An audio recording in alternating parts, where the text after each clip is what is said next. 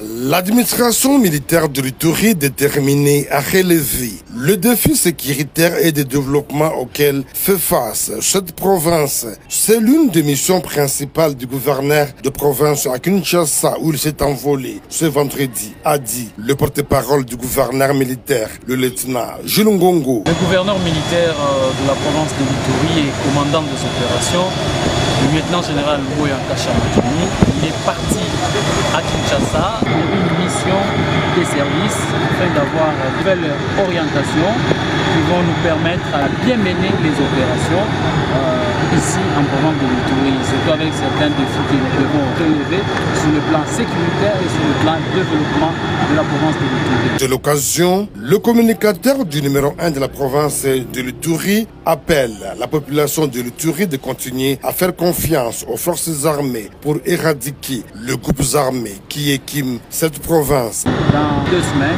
le gouverneur militaire sera ici. À l'occasion, il m'a laissé un message aux Ituriens de continuer à faire confiance aux forces armées, continuer à se pardonner et surtout à cultiver l'éducation sur la paix basée sur la tolérance, sur le vivre ensemble, la cohabitation pacifique. C'est ça qui fera de l'Ituri une province émergente, une province où ça fera bon vivre. Signalons que lors de son séjour dans la capitale de la RDC, le gouverneur de province prévoit prendre contact avec différentes autorités nationales pour des solutions urgentes afin de consolider les acquis de la paix et l'élan du développement enregistré à cette période de l'état de siège décrété par le président de la République, commandant suprême de FRDC et de la PNC, Félix Antoine Tshisekedi Tshilombo. Salutations à toutes et à tous, bande Konabiso, Balandi Africa Cool Télévision. Vous allez partout dans le monde entier. Chers compatriotes, chers téléspectateurs, de Pesibino, Lissousou Bambote Belé. Et voilà, tu es pas mbaté mkololelo, tu es na information au peuple congolais mobimba, il faut bazala informer. Na sarabino bozo rendez-vous nangai lundi, mercredi, na vendredi. Na Africa Cool et me partager panza pe vidéo na biso. Alors tokobeta masolo nini mkolo na biso lelo, quelles sont les réclamations de Wazalendo? Qu'est-ce qu'ils réclament? Bazako réclamer nini na yango tokoya ko beta lisusu masolo ya décès ya roulage ndeko Kabeya oya kufi personam molimo na epe manakimia dossier ezali lolenge kani na yango pe to simbi dossier ya condamné à mort na procès ya coup d'état raté. Et bien, il faut pas comprendre que non. Qu'est-ce qui se passe au juste? Puisqu'il faut tout penser que tout pesa ba yimboka o ezali actualité politique. Ndé na yango bongo to ya ko beta masolo ya bokilo ya Trump na ebisaki bino. O déjà azana danomir. Ah oui. Azali awa yeye mon côté. Qu'est-ce qu'il est venu faire ici? Donc, veut dire Trump dépêche son conseiller spécial. Et voilà, Tokokende pe obetama solo pour na kokende kosuki ça. Ba M23 va changer stratégie à ravitaillement na bango. Na banzi que peut-être nde toko bandela na sujet wana. Les M23 na minute oyo ba changer stratégie na bango. Merci beaucoup na mon mboka maître Christian Kabeya oya kolanda biso en direct. Merci pe na Jean Mamadou Polondo. Voilà. Tokoti na matali actualité na biso ya mukolo ya lelo. Na bandi na dossier ba M23 oyo ba changer stratégie.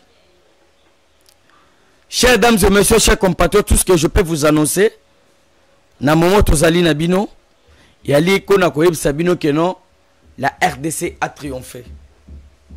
C'est la RDC qui gagne toujours. Na maema soye kusalama ezala na est ezala na donc plus particulièrement Bukavu, Goma. Vous devez savoir que non, c'est la République démocratique du Congo au Baza toujours vainqueur. Et par là, les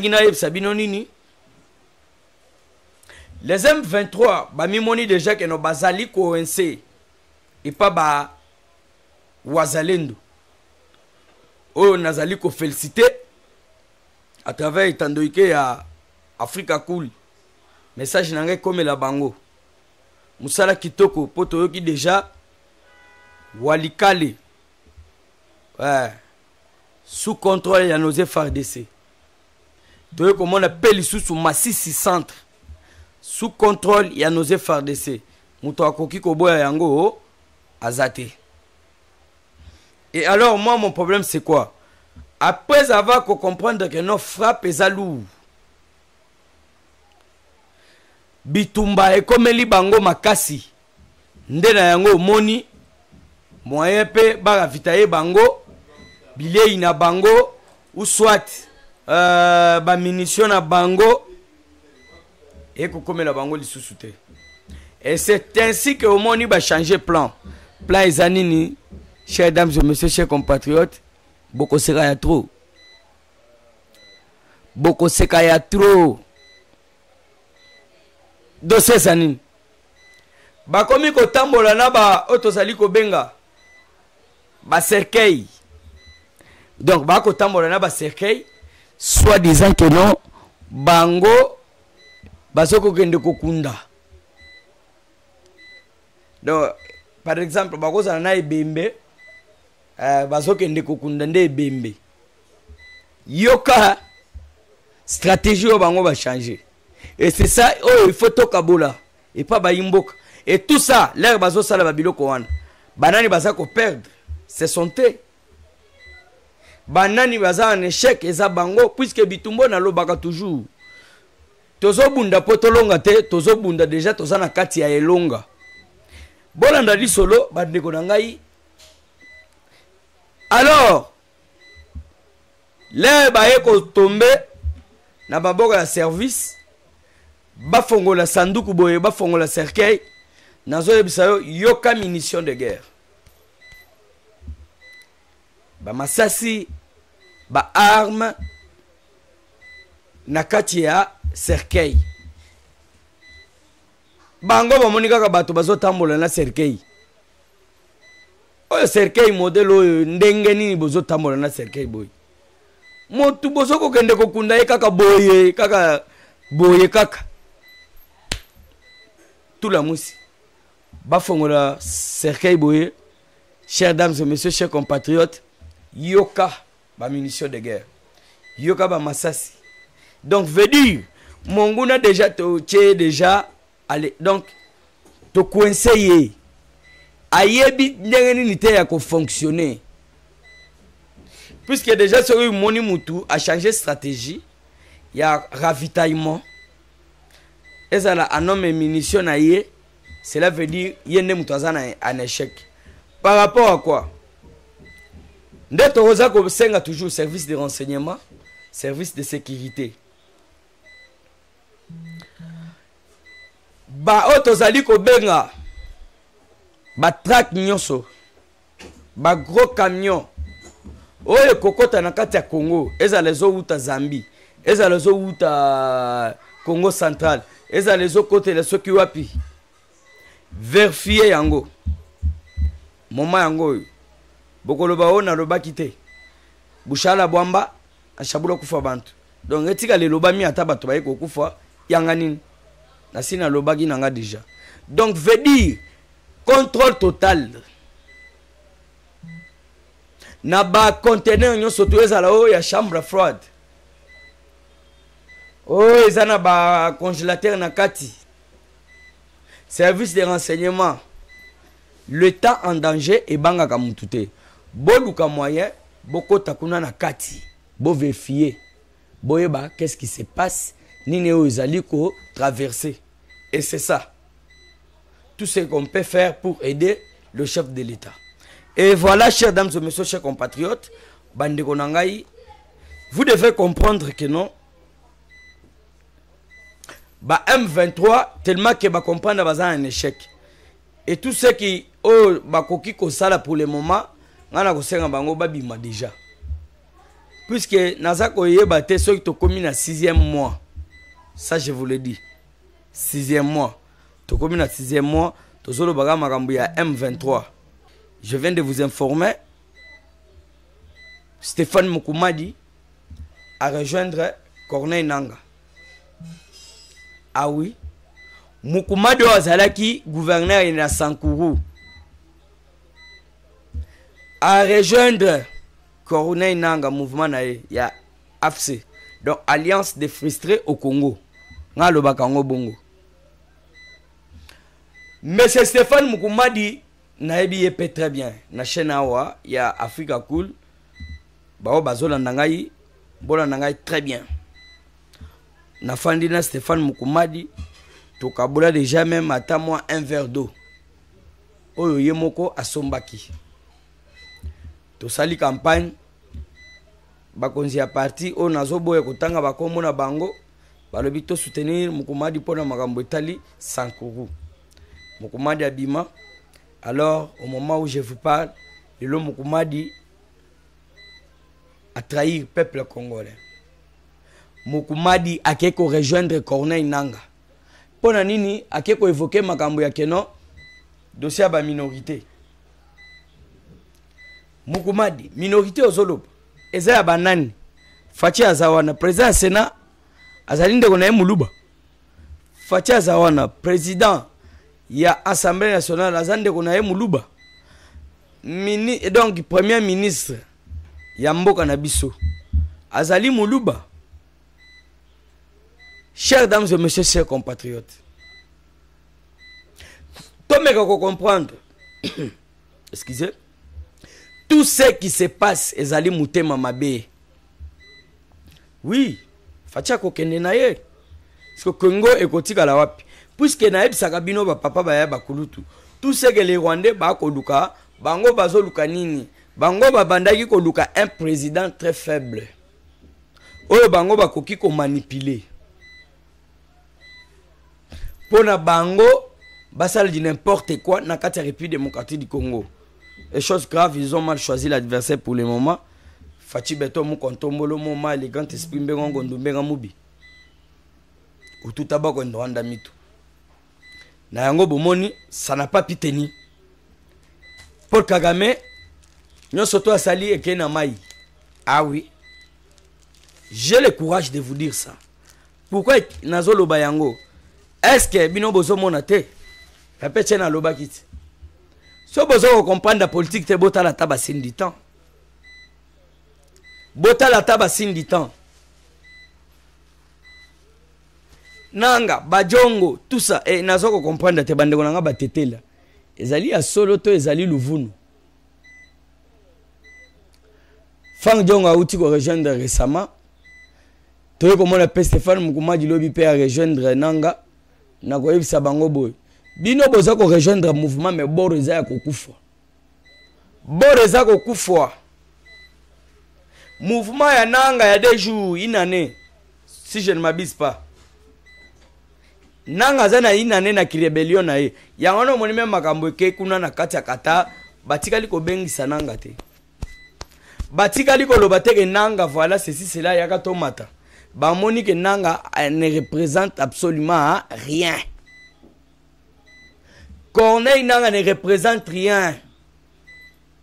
Na yango bomoni na nyo surtout ba ko sala kuna na est de République démocratique du Congo, c'est tout justement tuer, piller, massacrer, violer, voler.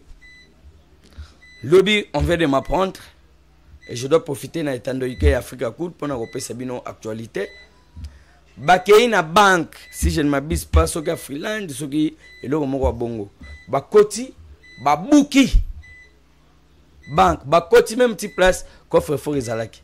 Bapanzi coffre fort ils ont tout simple. Donc, bazunyoso.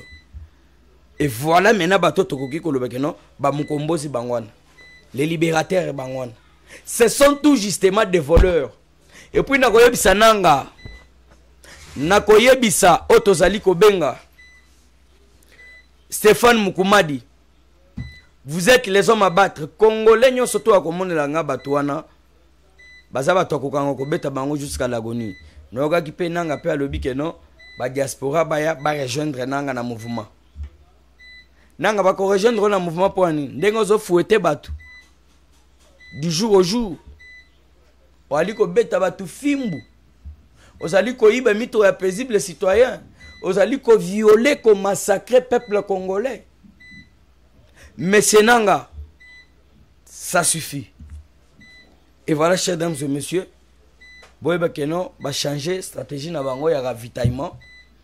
Alors, au moment où je vous parle, wazalendo pe balalité. Na utiko yeb sabino Masisi ezana maboko ya wazalendo. Otozali ko benga Walikale ezali na maboko ya ba wazalendo. Est-ce que tokoki ko betela wazalendo maboko place aux aleli? Na yango na profiter mbala moko na simbi sujet ya réclamation ya wazalendo.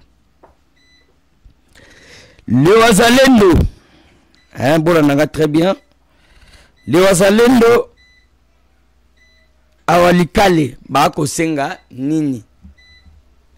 Puisque nous devons informer Bayimboka ko talisa batuke, voilà il y a ceci, voilà il y a cela. Awa watomoni ba réclamation ya wazalendo. Wazalendo alobi boye. Wazalendo akeka osenga na mokonzi ya mboka, le président de la République, d'être payé aussi comme les FARDC. Et pas question d'être ensemble avec les FARDC. Et là, je suis très clair. Na sujet oyo. Puisque ba wazalendo balobi boye. Toya bozo futa ba militaire na ba policier doublé à ba prime na bango soit salaire et loba ba ilingala. Sikoyo ba wazalendo bango siko bakozwa nini? Ndena yango basengi na mokonzi puisque le chef de l'état ba force ka été. Attendez nini koki jamais ko forcer chef de l'état. Le chef de l'état on lui demande tout simplement. On lui supplie. Na yango boko comprendre ba wazalendo basengi na mokonzi. Bango pe ba bénéficiaka. Lolenge moko na ba FARDC. Ah, qui n'est pas d'accord. À moins que lo bakeno ba wazalendo ba ko sala musala te. Mama Sylvie ce que na kosi. Ah on a jamais entendu Africa cool, boyebi très bien. Ah oui. Mama Yvette bozo yeba te ke non na minito nazo yebisa bino wazalendo bazane walikale na maboko. Na moment nazo yebisa bino Masisi centre ezana maboko na biso. Et tous ces gens-là au bazwa ki courage. Ya l'air bazui walikale babandiko koma na ba journal na bango na batuti na bango wazalendo bazui. Et yo aussi l'honnêteté ya kokoma. Et aussi le courage. Ya kokoma le peuple congolais que non voilà aujourd'hui Walikale ekoi na maboko ezasiko na maboko ya nos FARDC ou soit na maboko ya wazalendo. Mais toi comme on a silence radio, j'ose croire que papa Christian Bosembe, vous devez faire encore quelque chose à travers ces individus. Comment ça fait-il que moindre pépin et ils sont là pour relayer information les en avantage au peuple congolais.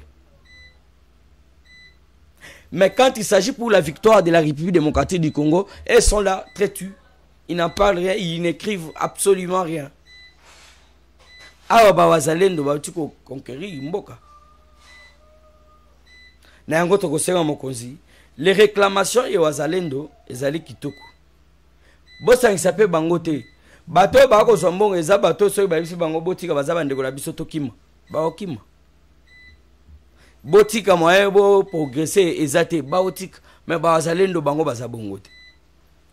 Bazalendo bango bongote. Puisque bazalendo bango baza déterminé. Balobi ke mboka eza ya bango. Baza na place mususu okendete. Puisque ceux qui basali ba aventure mboka wana ekokende. Bukavu n'est pas Goma, Goma n'est pas Bukavu. Et j'ose croire que ceux qui battent surtout batelebe likolo pona ko bundisa monguna makambo ko tambola kitoko. Ah oui, ça je vous l'annonce et je vous l'ai dit. Makambo ko sala kitoko. tosenga na gouvernement awa makambo ya ba militaire ezala ba soda résolu sikoyo pour le moment bokoki ko résoudre te makambo pe ya ba wazalendo basimba kata moi quelque chose pona ba foyer na bango pe pona bango moko wana ezalaki ba réclamation na bango et puis balobi bango bazana posate ya keo ba travailler ensemble na ba FARDC FARDC so uzana sima zana sima soki okosandeli ne bon sala mais biso ba wazalendo to mi pesi ko yam to zui nani bomo ina biso to mi pesi pona ko bundela mboka. Et voilà, chers dames et messieurs, wana ezalaki bongo ba réclamation ya ba otozali ko benga ba ndeko na biso ba wazalendo puisque l'air lobi bitumbeleka ki makasi ba bengani ou soit ba M23 ba kimi mais to ko mona ba congolais o bazali donc permettez-moi le terme mal intentionné ba ko kende ko rejoindre na tout na habité tout en croyant que et le quoi malamu obime pas nanga zana leçon morale te bino bomoni te que nanga représente absolument rien na habité so na okosa parce que toi modèle one yo tiki makamna yo okei ko rejoindre nanga pour appeler combien bobo sani l'histoire ya musée babomaika et pas bawande puisque l'air batu babanda ko benga na Mobutu musée aye batu bazalaki na donc batu balembaki dictature ya Mobutu ya wana monaki batu basutenaki musée siko ya wananga akoloba keno fachaza dictateur azana dictature nanga tout ce que vous êtes en train de faire kuna c'est ça la démocratie. Donc et voilà, chers dames et messieurs, nanga zoko sabatu qui aza libérateur. OK, nanga aza voleur, violeur, tueur, moyibi. Mwena muchima. Ah oui.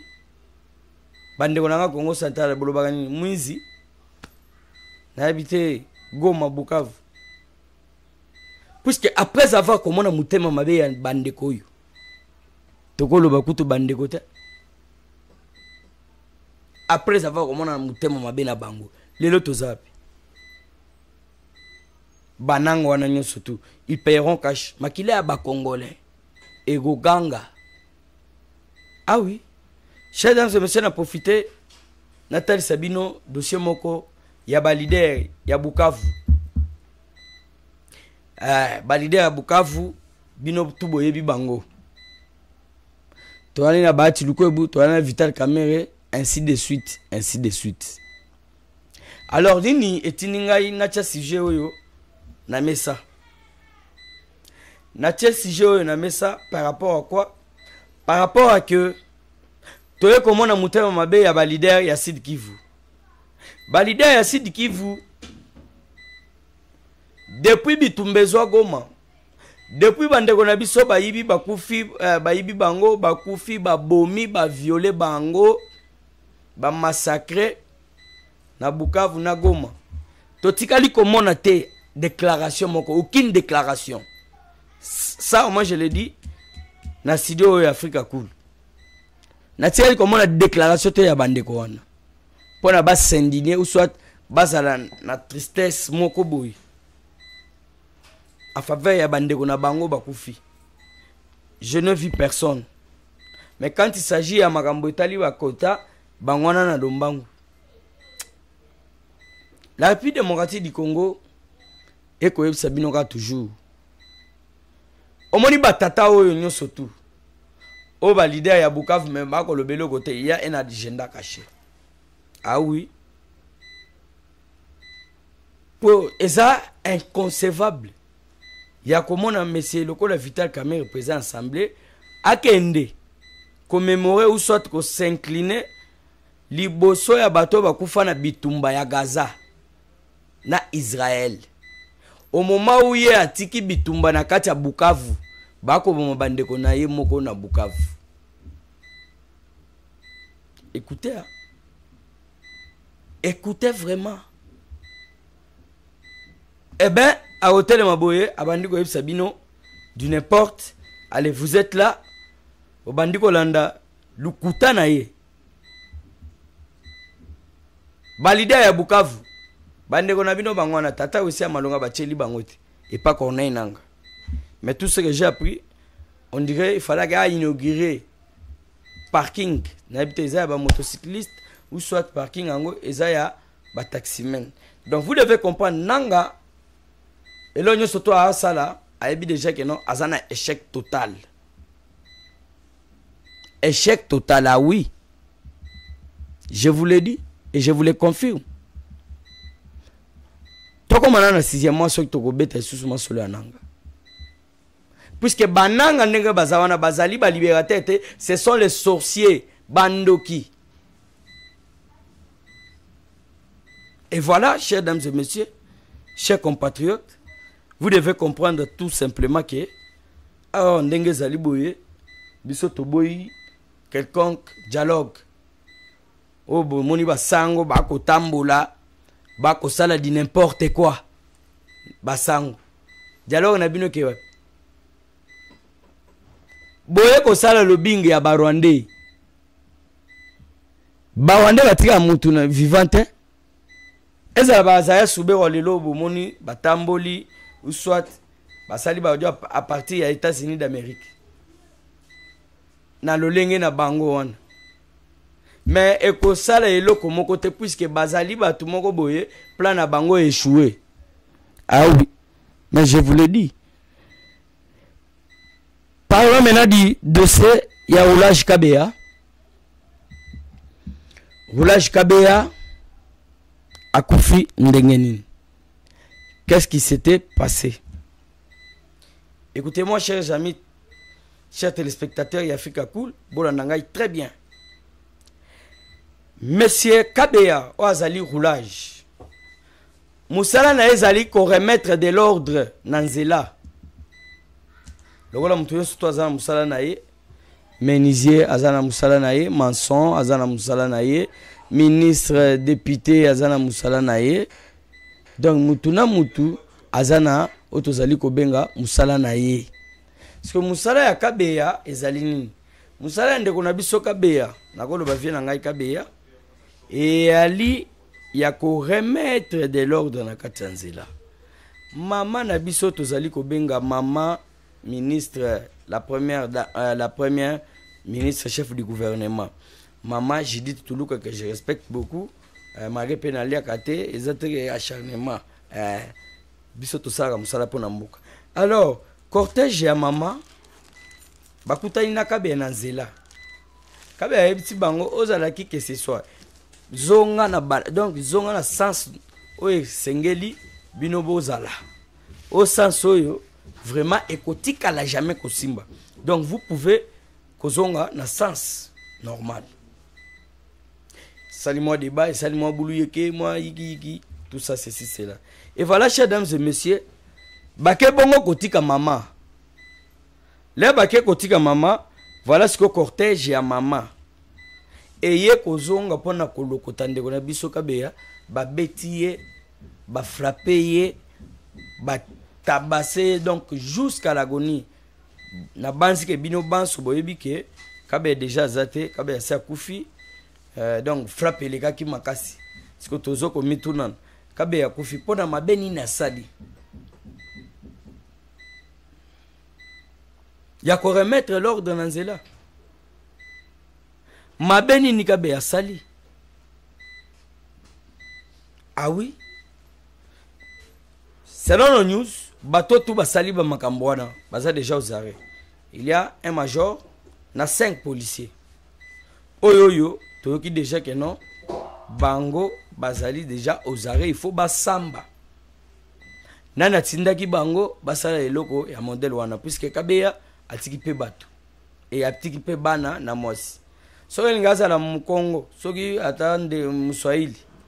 Boningaki bolo banini, babilo ya bashori ya keno chasse au Swahili. Mais yo wana kufi Kabea. Kabea ke yo esko yo moni vengeance. Kabea kufi. Maman Judith Tuluka, oza au courant te ozate. Naoki déjà maman lobi, nde bake ko beta yende bakenda ko bomaye. Donc ba tabasser jusqu'à la mort Maman ayebaki na été. Ah, maman ayebaki na été. Na yeko lobele te menga na zolo baboui. Est-ce que c'est normal? Il y a eu en tant que policier, au bout de policier, puisque les attributions, ou soit ma fonction, vous savez que c'est au sein de la police. Il y a ça PCR. Ako salam salalo lenge longo bani.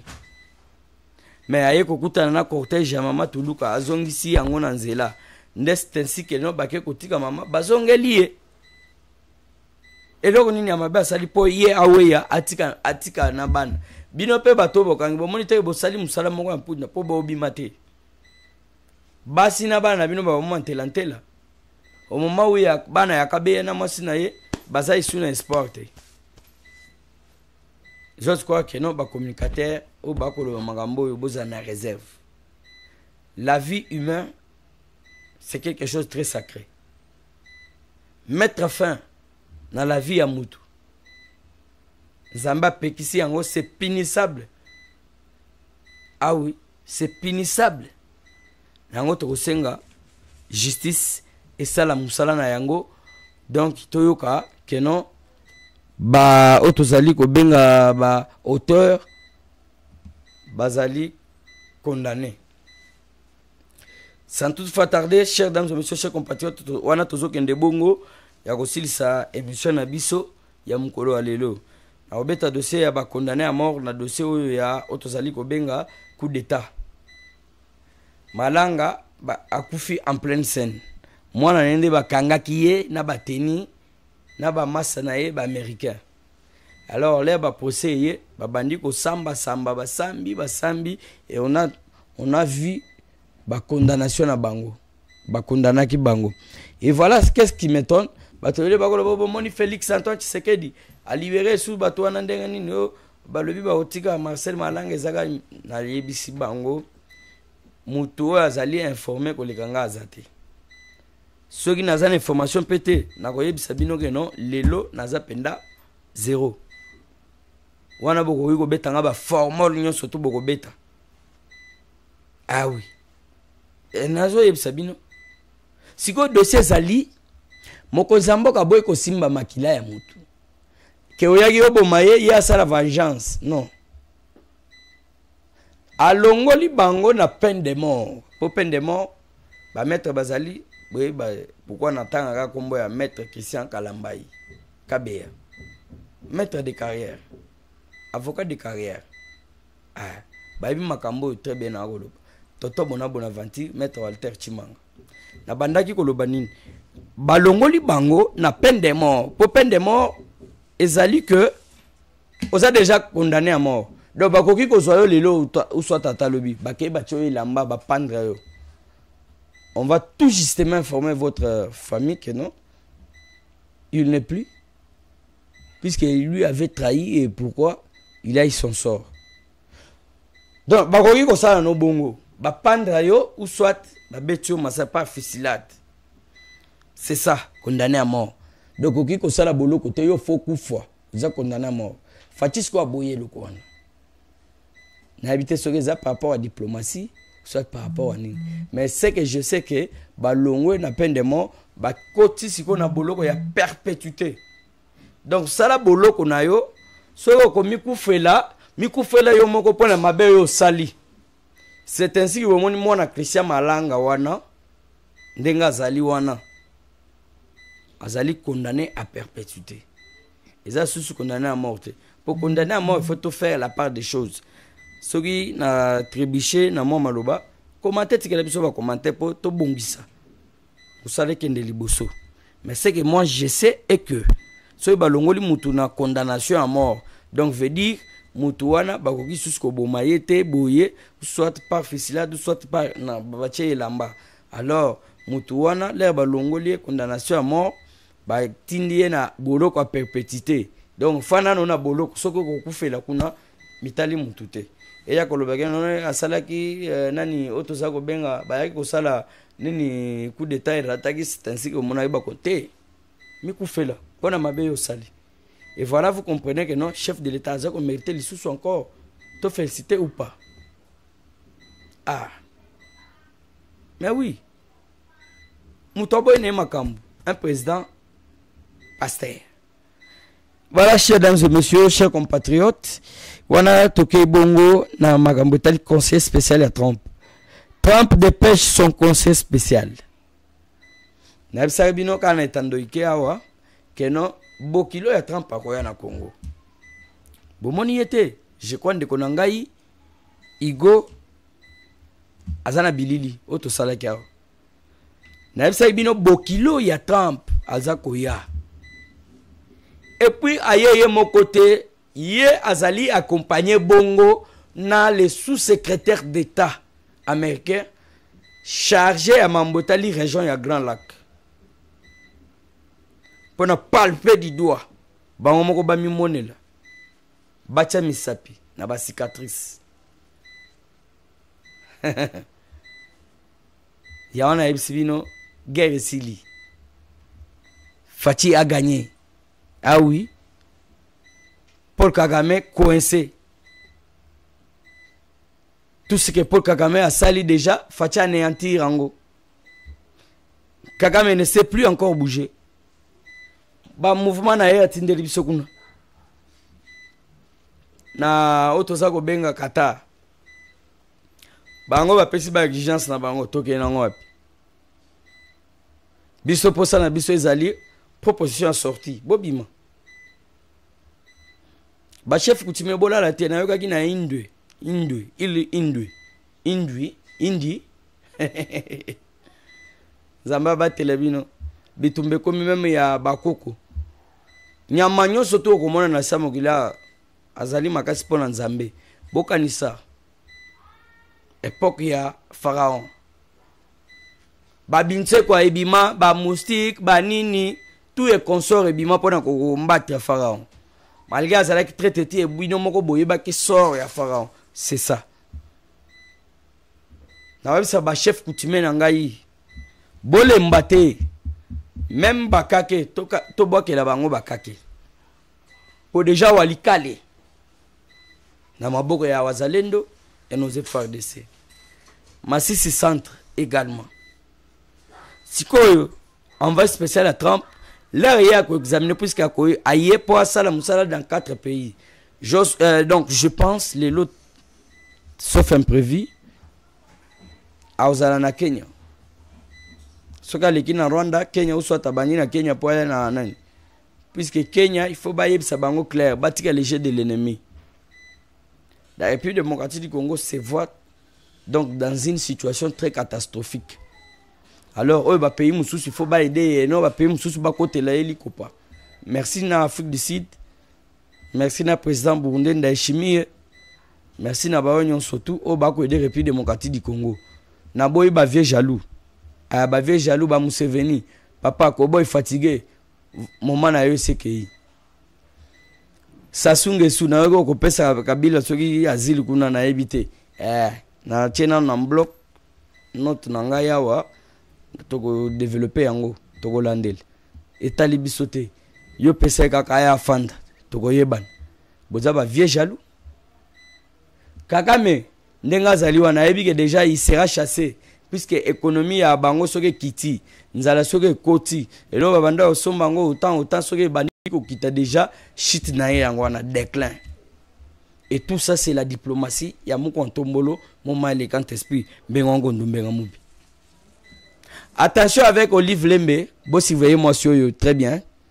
Bon le lenge kanya ako tambola. Ako circuler ndenge nini. Na bisi bino ravitaillement changer. Le lenge na bango ba komi ko ravitailler. Et voilà, chers dames et messieurs, c'est par ici que nous mettons un point final dans l'émission de Bissom Golalelo. Retrouvons-nous au prochain numéro. Prenez le rendez-vous lundi, mercredi, vendredi. Sauf imprévu. Wana bongo na dédié émission na ngai na otozali ko benga cour des grands na otozali ko benga papa Mayanga na Katia France boza tellement ebelé moyena tanga bakombo ezate le président Gilles Kaloubi ozali wana. Alors merci beaucoup bozali ebelé ya kolanda ngai obetili baku kitoko Igo nasima toujours ya bilili. Tikete nkolo nzamba batela yo Tokota dans le prochain numéro. Ciao.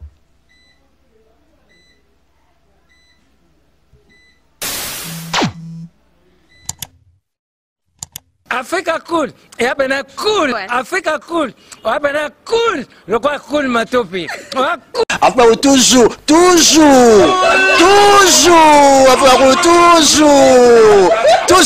enfin, c'est bon. Et ça chaîne est bien, et puis vous êtes très rapide.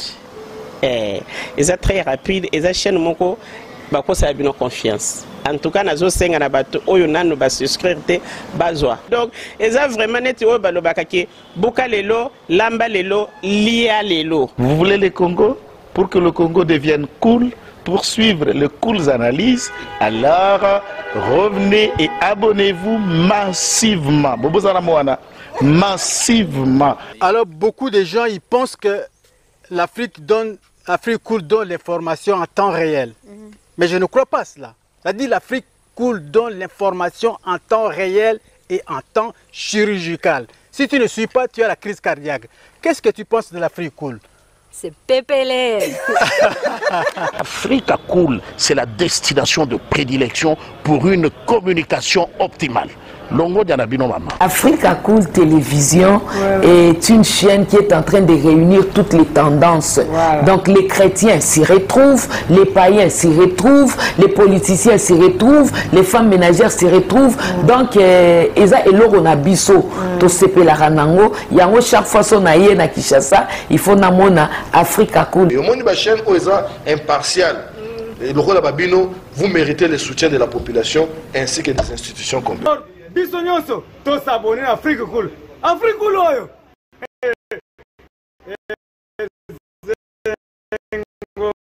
Cool, merci beaucoup. L'idée.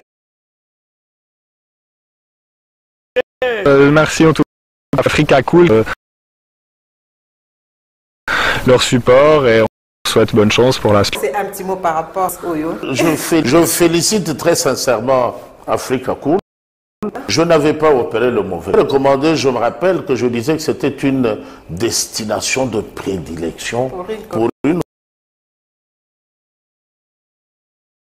communication.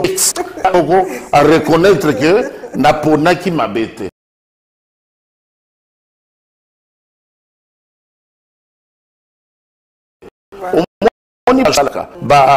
Comme ça, tu partages. Bravo Africa Cool. Merci beaucoup. Bravo Bino.